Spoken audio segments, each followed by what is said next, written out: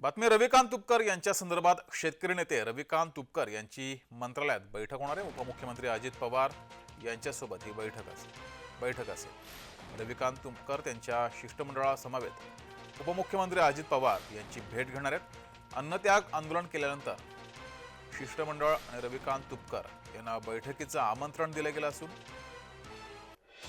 आज ही बैठक होणार आहे। दरम्यान बैठकीनंतर सर्व प्रश्न मार्गी लागणार का याकडे लक्ष असेल। शेतकरी नेते रविकांत तुपकर हे शेतकऱ्यांच्या अनेक प्रश्नांसंदर्भात उपोषणकर्ते दरम्यान त्यांना मंत्रालयामध्ये बैठकीसाठी बोलावले गेले आहे।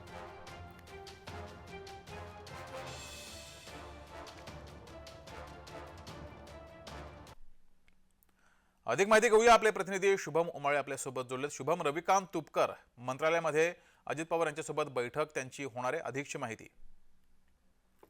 जगदीश, शेती माती आणि संस्कृतीसाठी कटिबद्ध असलेले नेते, शेतकरी नेते रविकांत तुपकर यांना आज उपमुख्यमंत्री अजित पवार यांनी जे आहे बैठकीसाठी बोलवलेलं आहे आणि त्यासाठीच रविकांत तुपकर त्यांच्या शिष्टमंडळासमवेत मुंबईमध्ये दाखल झालेले आहेत आणि अगदी काही वेळातच मंत्रालयामध्ये ते पोहोचणार आहेत आणि सोबतच उपमुख्यमंत्री अजित पवार देखील मंत्रालयात जे आहेत ते पोहोचणार आहेत। सकाळी 11 वाजताची वेळ जी आहे ती देण्यात आली होती या बैठकीसाठी आणि या बैठकीमध्ये नेमका काय निर्णय होतो हे पाहावं लागणार आहे। सर्व मागण्या ज्या आहेत रविकांत तुपकर यांच्या मार्गी लागतात का हे देखील बघायला लागणार आहे। रविकांत तुपकर यांनी आंदोलन केलं होतं, अन्नत्याग आंदोलन, आणि त्यानंतर अन्नत्याग आंदोलन मागे घ्या, आपण चर्चा करूयात, अशा पद्धतीने त्यांना आमंत्रण देखील देण्यात आलं होतं आणि त्यांनी ते स्वीकारलं आणि त्यानंतर आता ही बैठक जी आहे अगदी काही वेळातच मंत्रालयामध्ये अजित पवार यांच्या दालनामध्ये होणार आहे। जगदीश जी, मात्र या बैठकीकडे लक्ष लागलेलं आहे।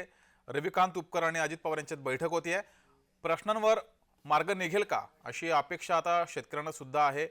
या संदर्भात काय या बैठकीमध्ये मार्ग निघेल?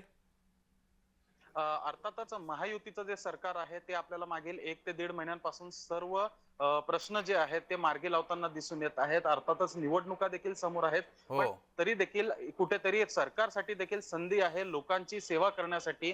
लोकांच्या ज्या मागण्या आहेत, मग त्या शेतकऱ्यांच्या असो, एसटी कामगारांच्या असो, या सर्व मागण्या पूर्ण करण्यासाठी त्यांना जी आहे संधी देखील मिळत आहे आणि त्याचा पुरेपूर फायदा हे सरकार जे आहे ते घेताना दिसून येत आहे। आणि जी, त्याच कारणामुळे रविकांत तुपकर हे निराश आणि हताश होऊन नक्कीच या मंत्रालयातून आज जाणार नाहीत, अशी हामी जी आहे रविकांत तुपकर यांना स्वतःला या गोष्टीची आहे। जी। जगदीश, धन्यवाद शुभम दिलेल्या माहितीबद्दल।